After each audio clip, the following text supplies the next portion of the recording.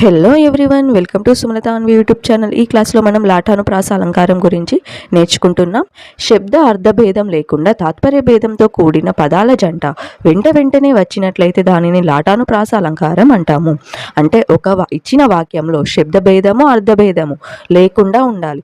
అలాంటి పదాలు వెంటనే వచ్చినట్లయితే అది ఏ అలంకారం అవుతుంది? లాఠానుప్రాస అలంకారం అవుతుంది. ఓకేనా? నెక్స్ట్, వచ్చిన పదమే ఎటువంటి మార్పు లేకుండా వెంటనే పునరావృతం అవుతుంది. శబ్దార్థ భేదం లేనప్పుడు తాత్పర్య భేదం ఉందని మనం భావించుకోవాలి. ఇక్కడ మనకు నిర్వచనంలో శబ్దార్థ భేదం లేకుండా తాత్పర్య భేదంతో అన్నారు. అంటే శబ్ద భేదం అర్థభేదం లేనప్పుడు ఆ వాక్యం అనేది తాత్పర్య భేదంలో ఉందని మనం భావించుకోవాల్సి ఉంటుంది. ఓకే, అర్థమైంది కదా? లాఠానుప్రాస అలంకారం అంటే శబ్ద భేదం ఉండదు, అర్థభేదం ఉండదు.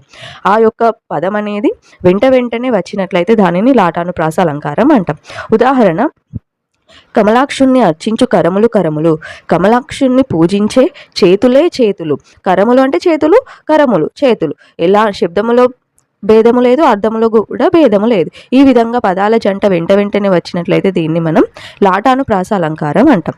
శ్రీనాథుడు వర్ణించు జిహ్వ జిహ్వ అంటే శ్రీనాథుని గురించి చెప్పే నాలుకే నాలుక అని చెప్తున్నది ఈ వాక్యం. ఇలాంటి శబ్దభేదము లేదు, అర్థభేదము లేదు. కాబట్టి ఈ వాక్యం అనేది లాఠానుప్రాస అలంకారానికి ఉదాహరణ. సమజోదుపై గెలుచు జయము జయము.